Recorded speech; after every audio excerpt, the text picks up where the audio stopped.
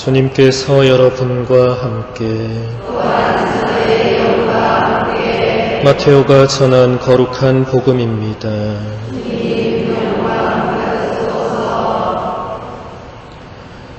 그때 예수님께서 수석 사제들과 백성의 원로들에게 말씀하셨다. 다른 비유를 들어보아라. 어떤 밭 임자가 포도밭을 일구어 울타리를 둘러치고 포도 확을 파고 탑을 세웠다. 그리고 소작인들에게 내주고 멀리 떠났다. 포도철이 가까워지자 그는 자기 몫의 소출을 받아오라고 소작인들에게 종들을 보냈다. 그런데 소작인들은 그들을 붙잡아 하나는 매질하고 하나는 죽이고 하나는 돌을 던져 죽이기까지 하였다. 주인이 다시 처음보다 더 많은 종을 보냈지만 소작인들은 그들에게도 같은 짓을 하였다. 주인은 마침내 내 아들이야 존중해 주겠지 하며 그들에게 아들을 보냈다. 그러나 소작인들은 아들을 보자 저자가 상속자다. 자, 저자를 죽여버리고 우리가 그의 상속 재산을 차지하자 하고 저희끼리 말하면서 그를 붙잡아 포도밭 밖으로 던져 죽여버렸다. 그러니 포도밭 주인이 와서 그 소작인들을 어떻게 하겠느냐. 그렇게 악한 자들은 가차없이 없애버리고 제때 소출을 바치는 다른 소작인들에게 포도밭을 내줄 것입니다. 하고 그들이 대답하자 예수님께서 그들에게 말씀하셨다. 너희는 성경에서 이 말씀을 읽어본 적이 없느냐? 집 짓는 이들이 내버린 돌, 그 돌이 모퉁이의 머릿돌이 되었네. 이는 주님께서 이루신 일, 우리 눈에 놀랍기만 하네. 그러므로 내가 너희에게 말한다. 하느님께서는 너희에게서 하느님의 나라를 빼앗아 그 소출을 내는 민족에게 주실 것이다.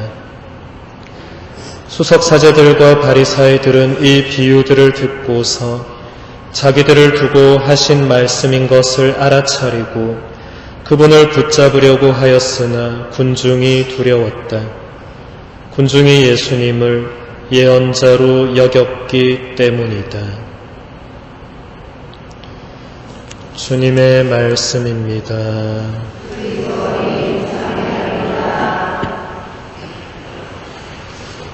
참 예수님,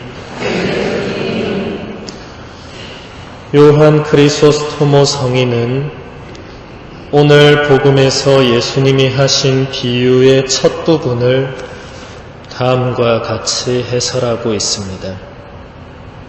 밭 임자가 그 포도밭에 무척 큰 관심을 기울인 것과 그 사람들의 지독한 완고함을 잘 보십시오. 밭 임자는 소작인들이 했어야 하는 일을 직접 다 했습니다.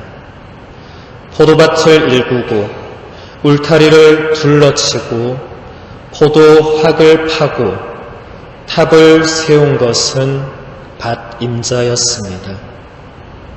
그는 소작인들에게 맡긴 일이 그렇게 많지 않았습니다. 소작인들은 그 밭에 있는 것들을 돌보고 자신들에게 주어진 것을 지키기만 하면 되었습니다. 제대로 되어 있지 않은 것은 하나도 없었습니다.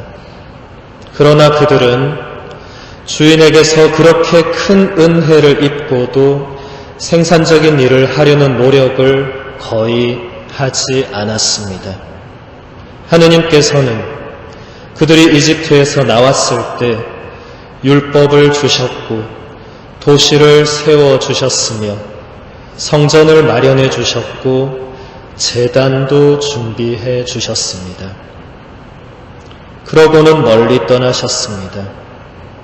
하느님께서는 끈기 있게 그들을 기다려 주셨습니다. 그들의 죄를 꼬박꼬박 따지지도 않으셨습니다. 멀리 떠났다라는 말은 하느님의 큰 인내심을 의미합니다. 요한 크리소스토모 성인의 해설대로 오늘 복음의 비유에서 밭 임자는 하느님을 의미합니다.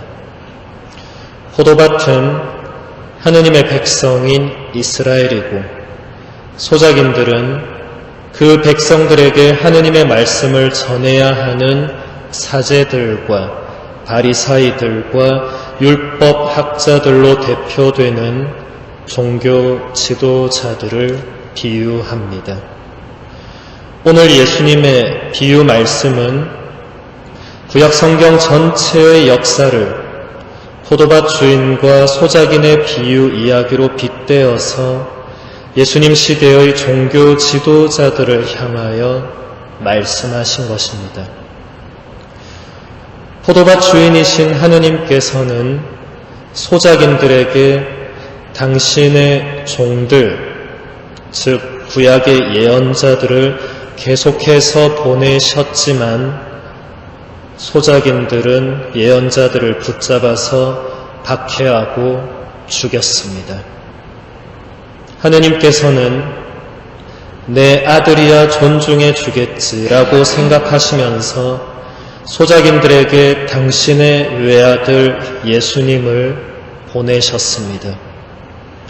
그러나 소작인들은 그 아들마저도 포도밭 밖으로 던져서 죽여버렸습니다. 예수님께서는 이 비유 말씀으로 그 당시 종교 지도자들이 예수님 자신을 죽음으로 몰고 갈 것을 미리 예고하신 것입니다.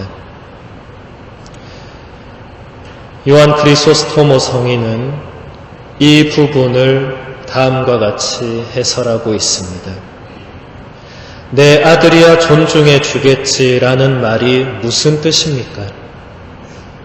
주인은 소작인들이 아들을 죽일 줄 알면서도 아들을 보냈습니다. 내 아들이야 존중해 주겠지는 소작인들이 그렇게 했어야 함을, 다시 말해서 주인의 아들을 존중하는 것이 소작인들의 의무였다는 것을 말해줍니다.